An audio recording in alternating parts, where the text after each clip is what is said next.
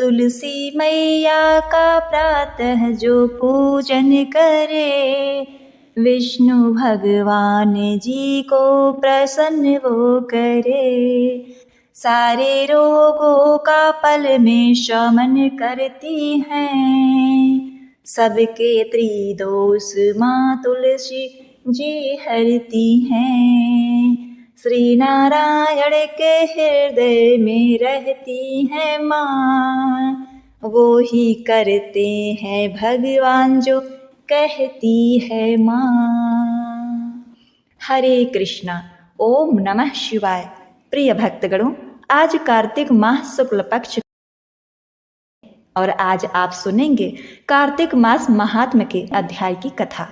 आज की कथा को सुनने सुनाने एवं प्रचार प्रसार करने से माता लक्ष्मी सभी भक्त के पातक कष्टों को हर लेती हैं और सुख सौभाग्य प्रदान करती हैं। तो आइए प्रिय भक्तगणों, श्री विष्णु भगवान तुलसी मैया का ध्यान करते हुए कथा का रसपान करते हैं। 9वें अध्याय की कथा सुनाने के बाद नारद जी ने कहा, हे राजा पृथु, अब मैं आपको भगवान के मंदिर में दीप दान करने तथा झाड़ू लगाने का महात्म कथा सुनाता हूँ, जो एक समय मुझे ब्रह्मा जी ने बताया था। यह अत्यंत गोपनीय और सभी दुखों को हरने वाली है। अत्यंत प्राचीन काल की बात है। चंद्रवंश में जयध्वज नाम का एक अत्यंत ही प्रतापी तथा प्रभु भक्त राजा राज करता था। वह प्रतिदिन भगवान के मंदिर में जाकर स्वयं झाड़ू लगाता था तथा दीप जलाया करता था। एक दिन वितिहोत्र नामक राजपुरोहित स्वयं राजा को ये कार्य करते हुए देखकर बड़े ही आश्चर्य से पूछने लगा कि हे राजन, भगवान को प्रसन्न करने के लिए और भी अनेक भक्ति युक्त कार्य हैं, फिर मंदिर में स्वयं सफाई करने तथा दीप जलाने में इतनी अधिक श्रद्धा का क्या रहस्य है? राजा ने हाथ जोड़कर अत्यंत ही विनम्र स्वभाव से कहा, हे राजपुरोहित, इस संबंध में मेरे पूर्व जन्म का एक अत्यंत ही विस्मयकारी कथा है, जो भगवान की कृपा से मुझे इस जन्म में भी याद है। यदि आपका आदेश हो तो वह घटना मैं आपको सुनाऊं। पूर्व जन्म की वह घटना सुनाते हुए राजा जयध्वज ने कहा, सतयुग में स्वरोचिष मनवंतर में वेद वेदांगों का जानने वाला एक ब्राह्मण था, जो अत्यंत विद्वान होते हुए भी दुष्कर्मों में लिप्त रहता था। उसके खोटे कर्मों के कारण उसके बंधु बांधवों ने उसका परित्याग कर दिया था। एक दिन भूख प्यास से अत्यंत दुखित हो वह घूमता फिरता नर्मदा नदी के तट पर जा पहुंचा और वहीं पर उसने अपने प्राण त्याग दिए। उसकी स्त्री भी व्यभिचारिणी थी। एतएव उसके बंधुओं ने उसे भी घर से निकाल दिया था। उसी के गर्भ से अत्यंत पापी मैं उत्पन्न हुआ था। उस जन्म में मेरा नाम दंडकेतु था। दूसरों की स्त्रियों, वैश्याओं तथा धन के लिए मैंने गौ, पशु तथा अनेक मनुष्यों की हत्याएं की और इस प्रकार पाप पूर्ण जीवन व्यतीत करता रहा। एक रात्रि को किसी दूसरे की स्त्री से भोग करने की इच्छा से मैं एक सूने देवालय में गया। वहां जाकर मैंने वस्त्र से स्थान साफ किए और दीपक जलाया। उस सूने मंदिर में दीपक जलता देखकर ग्राम रक्षक वहां आ गए और मुझे चोर या डाकू समझकर उन्होंने लाठियों से मुझ पर इतने प्रहार किए कि मेरी मृत्यु हो गई। प्राण निकलते ही भगवान के दूत वहां आ गए और मुझे सुंदर विमान में बैठाकर बैकुंठ को ले गए। कार्तिक के महीने में भगवान के मंदिर में झाड़ू लगाने तथा दीपक जलाने से मुझे इतना फल मिला कि कई कल्प तक स्वर्ग में सुख भोग कर मैंने चंद्रवंश में जन्म लिया है। यदि श्रद्धा और भक्ति पूर्वक यही क्रिया कार्तिक के पूरे महीने किए जाए तो उसके पुण्य का तो कहना ही क्या है, उसका वर्णन ब्रह्मा जी भी नहीं कर सकते। एक अन्य कथा सुनाते हुए नारद जी ने कहा, हे राजा पृथु, अब दूसरे के दीपक जलाने का महालय सुनो। मनोवंश के प्रतापी राजा रैवत के पुत्र भद्र बुद्धि के पुत्र का नाम सुदर्शन था। नाम के अनुरूप ही सुदर्शन अत्यंत सुंदर और पराक्रमी था। भद्र बुद्धि की राजधानी नर्मदा के तट के समीप महेंद्र पर्वत पर थी। एक बार शिकार खेलने के लिए सुदर्शन अपने साथियों के साथ वन में गया। घूमते फिरते हुए उसने नदी के उस पार एक सुंदर कन्या को देखा तो साथियों को वहीं छोड़कर घोड़े पर सवार होकर तत्काल नदी के उस पार पहुंचा। वहां उस रूपवती कन्या को देखकर सुदर्शन उस पर मोहित हो गया। कन्या भी उस अत्यंत सुंदर बलशाली वीर पुरुष को देखकर लज्जा को प्राप्त हुई। सुदर्शन ने शालीनता पूर्वक उस कन्या से उसका परिचय पूछा। तब उस कन्या ने बताया कि वह गौड़ राजा की पुत्री है और उसका नाम मदनलासा है।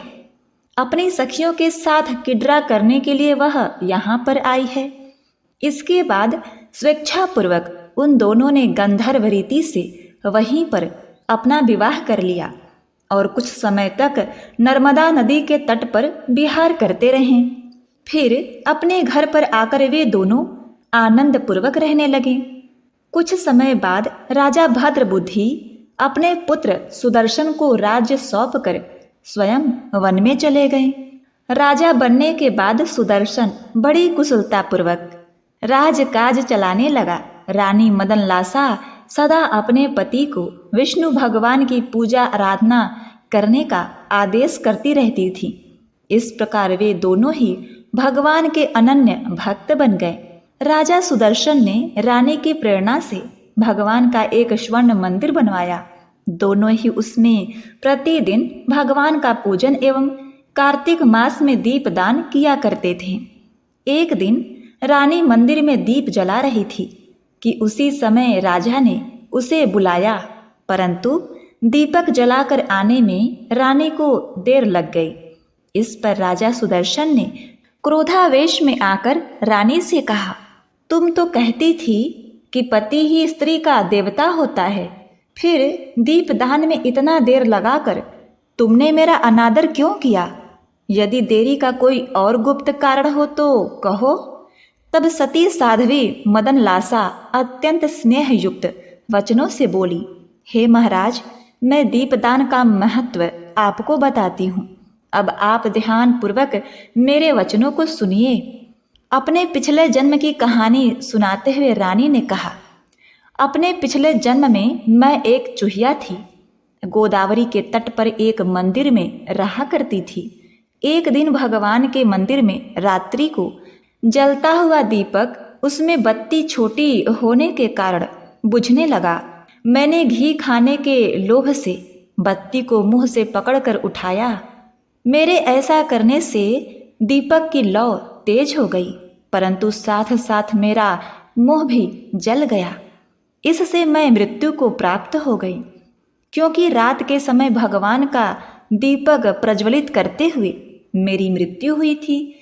इस कारण मैंने ऐसा सुंदर रूप पाया और आपकी रानी बनी। यदि कोई श्रद्धा पूर्वक भगवान के मंदिर में दीपदान करता है तो उसके फल का तो कहना ही क्या। अपनी रानी के मुख का यह वचन सुनकर राजा सुदर्शन ने आजीवन कार्तिक मास का व्रत करके भगवान के मंदिर में दीपदान किया और अंत में वैकुंठ को प्राप्त हुआ। ऐसे ही एक दिन देवर्षि नारद ने श्री वेद व्यास जी से पूछा, हे व्यास जी, ब्रह्मचारी, गृहस्थ, वानप्रस्थी और सन्यासी इन चारों आश्रमों में गृहाश्रम को ही क्यों सर्वश्रेष्ठ माना गया है? इस बारे में जानने की मेरी प्रबल इच्छा है। तब व्यास जी ने कहा, हे नारद, जैसे समस्त नदियां समुद्र में जाकर आश्रय पाती हैं और सभी जीव माता का आश्रय पाकर जीवित रहते हैं, उसी प्रकार भिक्षुक, ब्रह्मचारी, सन्यासी, विद्यार्थी, गुरु पूजक तथा यात्री ये 6 जीविका रहित होने पर भी गृहस्थों का ही आश्रय पाते हैं। ध्यान से सुनो। इस संबंध में मैं तुम्हें एक पुरातन कथा कहता हूँ। प्राचीन काल में उत्तानपाद राजा का उत्तम नाम का पुत्र अत्यंत बलवान तथा मदिरा पीने वाला था।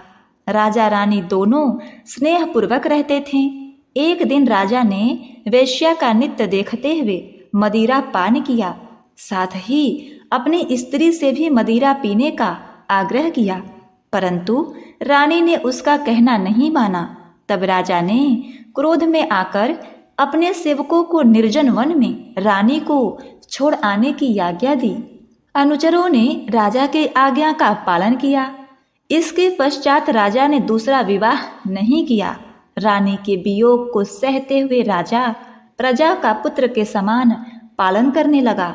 एक दिन एक ब्राह्मण ने राजा उत्तानपाद के समीप आकर निवेदन किया कि हे राजन, मेरी स्त्री का किसी ने अपहरण कर लिया है। इस कारण मैं अत्यंत दुखी हूँ। आप मेरी पत्नी को तलाश करवाकर मुझे वापस दिलाने की व्यवस्था करें।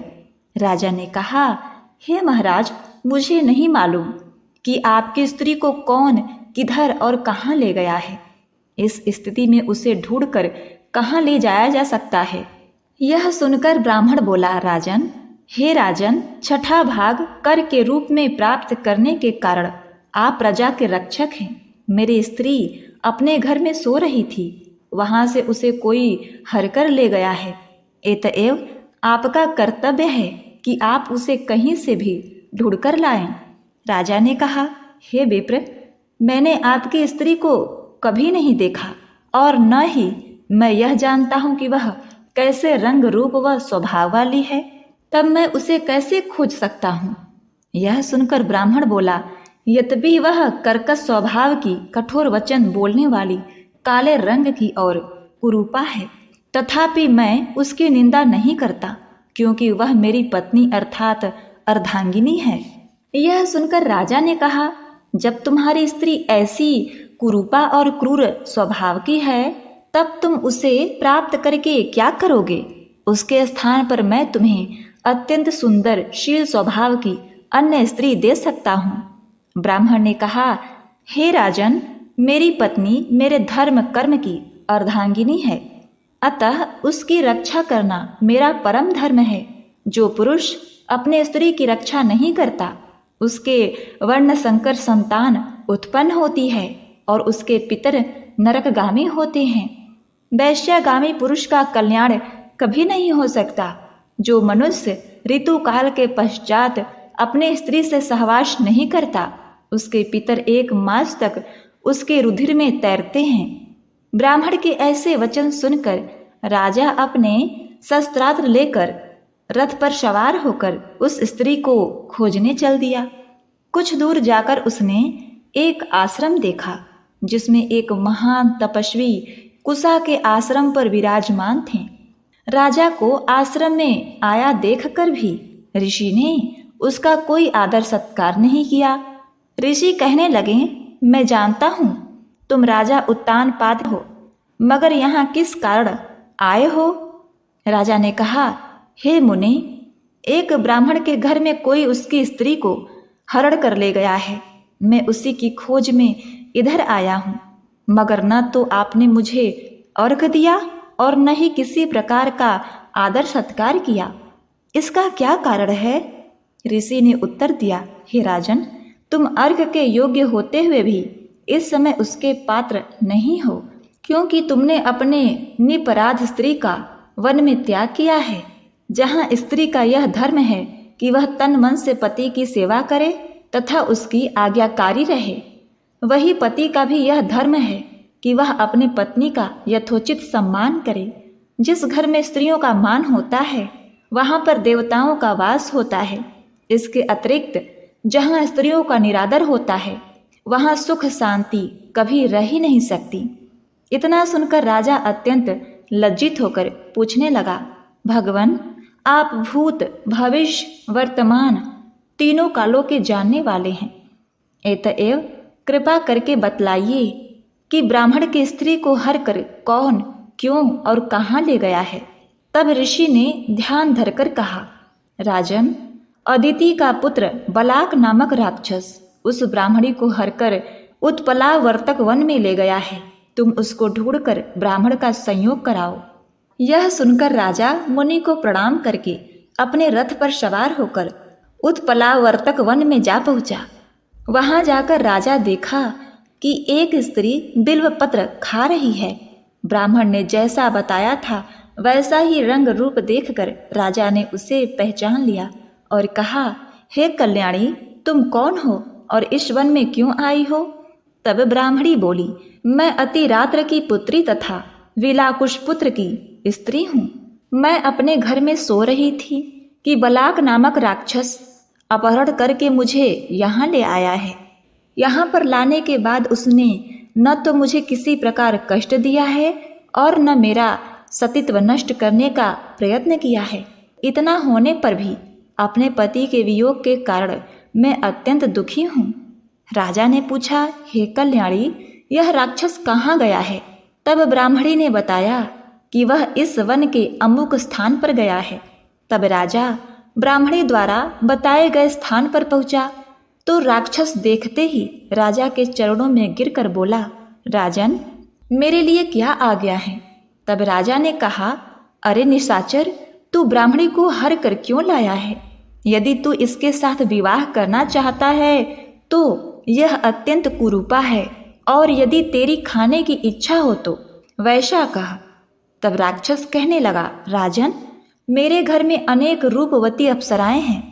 उनके अतिरिक्त मैंने कभी किसी स्त्री से भोग की इच्छा नहीं की है और न मैं मांस भक्षण करता हूँ। मैं तो पूर्व जन्म के पापों का प्रायश्चित कर रहा हूँ। इस ब्राह्मणी का पति राक्षसों को मारने का मंत्र जानता है। जब हम यज्ञ का अन्न ग्रहण करने के लिए जाते हैं तो वह हमको भगा देता है, क्योंकि यज्ञों का आचार वही बनता था। इसी कारण उस ब्राह्मण को दुखी करने के लिए उसकी स्त्री को हर लाया हूँ। शास्त्रों के नियम अनुसार स्त्री के बिना पुरुष को धार्मिक कर्म करने का अधिकार नहीं है, अतः वह यज्ञों में आचार्य नहीं बनता। राक्षस की ये वचन सुनकर राजा ने विचार किया कि यह भी परोक्ष रूप से मेरी ही निंदा कर रहा है। मुनि ने भी स्त्री का त्याग करने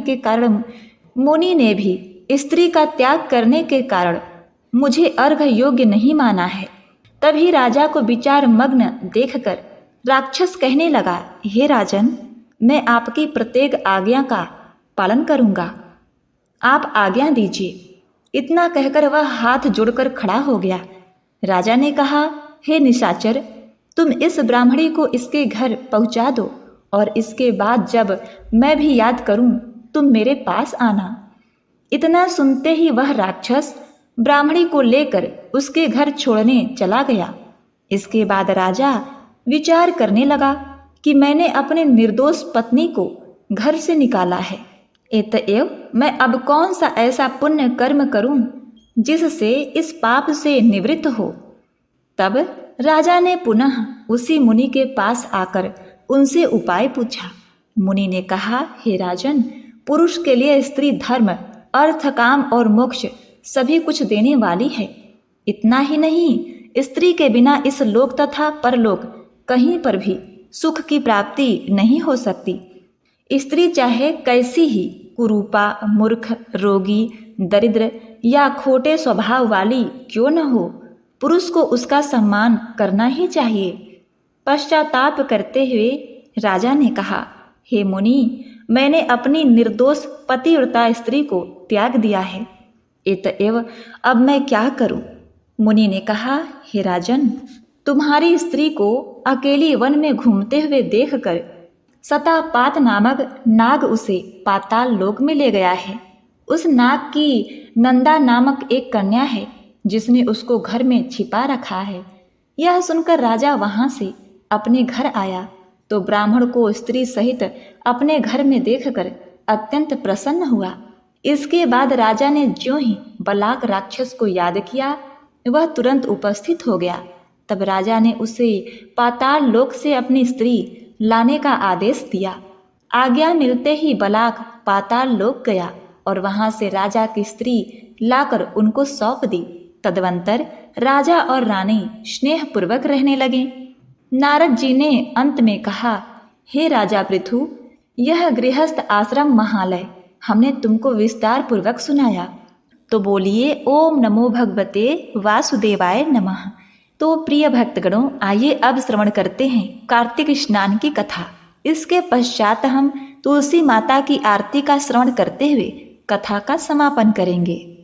कार्तिक महीने में एक बुढ़िया माई तुलसी जी को सींचती और कहती, हे तुलसी माता सबकी दाता, मैं तेरा बिड़ला सींचती हूँ, मुझे बहू दे, पीताम्बर की धोती दे, मीठा मीठा गाश दे, वैकुंठ में वास दे, चटक की चाल दे, पटक की मौत दे, चंदन का काठ दे, रानी सा राज दे, दाल भात का भोजन दे, 11 की मौत दे, कृष्ण जी का कंधा दे। तब तुलसी माता यह सुनकर सूखने लगी। तो भगवान ने एक दिन तुलसी माता से पूछा, हे तुलसी, तुम क्यों सूख रही हो? तुलसी माता ने भगवान श्री कृष्ण से कहा कि हे प्रभु, एक बुढ़िया यहाँ रोज आती है और यही बात कहकर जाती है। मैं उसकी सभी बातें पूरी तो कर दूंगी, किंतु कृष्ण का कंधा कहाँ से लाऊंगी? भगवान श्री कृष्ण बोले कि हे तुलसी, वह मरेगी तो अपने आप ही कंधा देने मैं जाऊंगा, तुम बुढ़िया माई से यह बात कह देना। इसके बाद एक दिन 11 के दिन बुढ़िया माई मर गई। बुढ़िया माई के मरने पर सारा गांव इकट्ठा हो गया और उनका अंतिम संस्कार आने पर उन्हें उठाने लगे, लेकिन वह बहुत ही भारी हो गई, जिससे उनकी अर्थी टस से मस नहीं हुई। सभी बोले कि यह तो बड़ी संस्कारी थी, बड़ी पूजा पाठ करती थी, कोई पाप नहीं किया, फिर भी यह बुढ़िया इतनी भारी कैसे हो गई? तब एक बूढ़े ब्राह्मण के वेश में भगवान श्री कृष्ण जी वहाँ आए और कहने लगे, हे भाइयों, यह भीड़ कैसी है? तब गांव वाले बोले कि एक बुढ़िया मर गई है और वह इतनी पापिनी थी कि उसकी अर्थी नहीं उठ रही है, बहुत भारी हो गई है। भगवान बोले, मुझे इसके कान में कुछ कहने दो, फिर यह उठ जाएगी। भगवान बुढ़िया के पास गए और उसके कान में कहा, माई, तू अपने मन की कर ले, पीताम्बर की धोती ले, मीठा ग्रास ले, बैकुंठ में वास ले, चटक की चाल ले, चंदन का काठ ले, झालर की झनकार ले, दाल भात का भोजन ले, कृष्ण जी का कंधा ले। भगवान की सारी बातें सुनकर बुढ़िया माई हल्की हो गई। भगवान अपने कंधे पर उसे ले गए। बुढ़िया को मुक्ति मिली और वह बैकुंठ को चली गई। हे तुलसी माता, जैसे आपने उस बुढ़िया माई की मुक्ति की, वैसे सभी की करना। जैसे भगवान ने उसे कंधा दिया, हमें भी देना। जय तुलसी महारानी। ओम नमः शिवाय। प्रिय भक्तगणों, अब आज आप श्रवण करेंगे कार्तिक मास में नित्य नियम से सुनी जाने वाली विशेष रूप से तुलसी माता की चालीसा अर्थ सहित। धन्य धन्य श्री तुलसी माता, महिमा अगम सदा श्रुति गाता, हरि के प्राणहु से तुम प्यारी, हरहि हेतु किन्हु तप भारी, जब प्रसन्न है दर्शन दीन हो, तप कर जोर विनय उस कीन हो, हे भगवंत कंत मम हो, दीन जानि जनि छाड़हु हो, सुनि लक्ष्मी तुलसी की वाणी, दीन हो श्राप कंध पर आनी, उस अयोग्य वर मांगन हारी, हो बिटप तुम जड़ तनु धारी, सुन तुलसी ही श्रेयोत ही ठामा, करहु वास तिहु निच धामा, दियो वचन हरि तब तत्काला, सुनहु सुमुखी जनि केहु विहाला, समय पाई हो रो पाति तोरा, पूजहि आस वचन सत मोरा, तब गोकुल मह गोप सुधामा, तासु भई तुलसी तू वामा, कृष्ण रास लीला के माही, राधे कृष्ण प्रेम लखि नाही, दियो श्राप तुलसी तत्काला, नरलोक ही तुम जन्महु बाला, योगोप वह दानव राजा, शंख चूर्ण नाम शीश ताजा, तुलसी भई ताशु की नारी, परम सती गुण रूप अगारी, असद्वय कल्प बीत जब गयवु, कल्प तृतीय जन्म तब भयवु, वृंदा नाम भयो तुलसी को, असुर जलंधर नाम पति को, करी अति द्वंद अतुल बल धामा, लीन्हा शंकर से संग्रामा, जब निज सैन्य सहित शिव हारे, मरही न तब हर हर ही पुकारे, पतिव्रता वृंदा थी नारी, को न सके पत ही संहारी, तब जलंधर ही भेष बनाई, वृंदा ढींग हरि पहुँचयो जाई, शिव हित लही करी कपट संघा, कियो सतित्व धर्म तुहि भंगा, भयो जलंधर कर संघारा, सुनी उर शोक अपारा। तिहि छड़ दियो कपट हरि टारी, लखी वृंदा दुख गिरा उचारी। जलंधर जस हयो अभीता, सोई रावण तस हरहि सीता। अस प्रसरसम हृदय तुम्हारा, धर्म खंडी मम पतहि संहारा।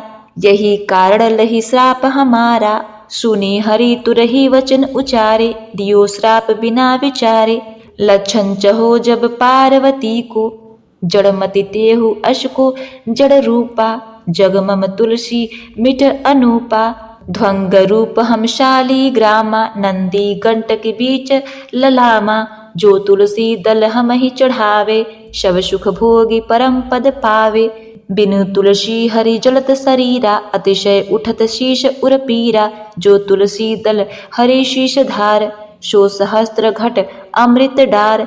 तुलसी हरि मन रंजनी हारी, रोग दोष दुख भंजनी हारी। प्रेम सहित हरि भजन निरंतर, तुलसी राधा में नाही अंतर। व्यंजन हो छपन हो प्रकारा, बिनु तुलसी दल न हरहि प्यारा। सकल तीर्थ तुलसी तरु छाई, लहत मुक्ति जन संशय नाही। कवि सुंदर इक हरि गुण गावत, तुलही निकट सहस्त्र गुण पावत। सबत निकट दुर्वासा धामा, जो प्रयास ते पूर्व लललामा। पाठ करही जो नित नर नारी, होई सुख भाषहि त्रिपुरारी। तुलसी चालीसा पढ़ई, तुलसी तरो ग्रह धारी। दीप दान करी पुत्र फलवाही, बंधु नारी। बोलिए तुलसी माता की जय। प्रिय भक्तगणों, अब आप सुनेंगे श्री तुलसी चालीसा का अर्थ। हे भगवती सत्यवती, सुख प्रदान करने वाली तुलसी माता, आपकी जय हो जय हो। हे भगवान श्री हरि अर्थात श्री विष्णु की प्रिय गुणों की खान श्री वृंदा आपको नमन है। भगवान श्री हरि के शीश पर विराजमान हे तुलसी माता, अमर होने का वरदान दे। आप लोगों के कल्याण के लिए हे वृंदावनी अब देर न कीजिए। हे तुलसी माता आप धन्य हैं। श्रुतियों में सदा से आपकी महिमा का पहले गुणगान हुआ है। भगवान विष्णु को आप अपने प्राणों से भी प्यारी हैं। आपने भगवान विष्णु को वर रूप में पाने के लिए वर्षों तक भारी तप किया। भगवान विष्णु ने प्रसन्न होकर जब दर्शन दिए तो आपने उनसे हाथ जोड़कर विनती की कि आपने भगवान विष्णु को अपने पत्नी के रूप में स्वीकार करने की प्रार्थना की। इस पर भगवान श्री हरि ने आपको दीन जानकर छोड़ दिया। हे माँ तुलसी, आपकी वाणी को सुनकर माँ लक्ष्मी ने आपको श्राप देते हुए कहा कि आपने अयोग्य वर को अपने लिए मांगा है, इसलिए आप वृक्ष का रूप धारण करेंगी। इस पर आपने भी भगवान विष्णु को पत्थर के रूप में अपने नीचे रहने का श्राप दिया। उसी समय भगवान विष्णु ने जो वचन दिया उसे सुनकर सब व्याकुल हो गए। भगवान विष्णु ने वचन दिया कि समय आने पर संसार तुम्हारी पूजा करेगा और तुम मेरी पत्नी बना करोगी। उसके बाद गोकुल गौलोक में सुदामा गोप की आप पत्नी हुई। एक बार जब भगवान श्री कृष्ण रास लीला रचा रहे थे तो श्री राधा ने आपके प्रेम पर संदेह किया। वह आपको उसी समय श्राप दिया कि आप मनुष्य के रूप में भूलोक पर जन्म लेंगी। वह सुदामा गोप शंखचूर्ण नामक राक्षसों का राजा होगा, जिससे आपका विवाह होगा। आपकी पतिव्रता व गुणों की बदौलत शंखचूर्ण की पराजय नहीं होगी। इस प्रकार यह कल्प बीत गया व अगले कल्प में आपका तीसरा जन्म हुआ। तीसरे जन्म में आपका नाम वृंदा हुआ व जलंधर नाम का असुर से आपका विवाह हुआ। जलंधर बहुत ही बलशाली था। समस्त देवताओं को हराकर भगवान शिव तब से उससे युद्ध किया। जब भगवान शिव भी आपकी सेना के साथ मिलकर जलंधर को हरा न सके तो उसे मारने के लिए शिव ने भगवान विष्णु को पुकारा। लेकिन हे माँ तुलसी, वृंदा के रूप में आपकी पतिव्रता के चलते आपके पति असुर जलंधर को कोई भी मार नहीं सकता था, न ही उसे हरा पाना संभव था। तब भगवान विष्णु ने जलंधर का भेष धारण किया और आपके पास पहुंच गए। भगवान विष्णु ने भगवान शिव की मदद के लिए कपट का सहारा लिया, जिससे आपका सतीत्व भंग हो गया। आपका सतीत्व भंग होते ही जलांधर को मारने में भगवान शिव कामयाब हो गए। जलांधर की मौत के बारे में सुन करके आपके हृदय को बहुत आघात पहुंचा। जैसे ही जलंधर की मौत हुई, भगवान विष्णु ने अपना रूप दिखाया, जिसे देखकर आप बहुत पीड़ित हुईं। आपने भगवान श्री हरि को श्राप देते हुए कहा कि जिस प्रकार आपने कपट का सहारा लेकर जलंधर की हत्या की है, उसी प्रकार रावण भी छल से सीता का हरण करेगा। हे भगवान विष्णु, आपका हृदय पत्थर के समान है, जो आपने अधर्म का सहारा लेकर मेरे पति का संहार किया। इसीलिए मैं आपको श्राप देती हूँ कि आपका तन भी पत्थर का होगा। भगवान विष्णु आज भी शालिग्राम के रूप में पूजे जाते हैं। आपके श्राप को सुनकर भगवान विष्णु ने कहा कि आपने बिना विचार किए ही श्राप दिया, श्राप दे दिया। आपकी बुद्धि जड़ हो गई, इसलिए तुम भी जड़ रूप हो जाओगी। वह संसार में तुलसी के अनोखे पौधे के रूप में जानी जाओगी। तुम्हारे श्राप को सफल करते हुए मैं भी शालिग्राम के रूप में गंडकी नदी के बीच मौजूद रहूंगा। इसके बाद भगवान विष्णु ने कहा, हे वृंदा, तुलसी के रूप में तुम मुझे बहुत प्रिय रहोगी। जो भी तुम्हें मेरे शालिग्राम रूप पर अर्पित करेगा, वह संसार के सारे सुख भोग कर मोक्ष को प्राप्त करेगा। बिना तुलसी को अर्पण किए भगवान विष्णु का शरीर जलता रहती है और उनके हृदय में पीड़ा होती है।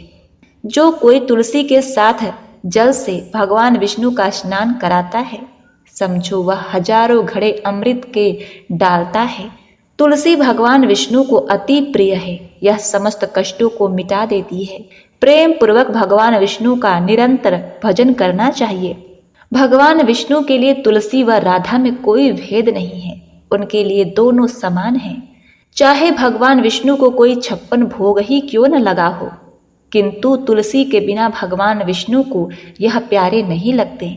तुलसी के पौधों की छाया में सभी तीर्थों का सुख प्राप्त होता है, इसमें कोई संशय या संदेह नहीं।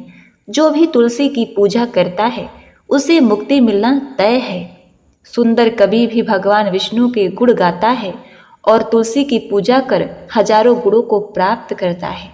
सुंदर कवि दुर्वासा ऋषि के धाम के पास प्रयाग के पास रहता है, अर्थात कवि का ग्राम दुर्वासा ऋषि का ग्राम ककरा है।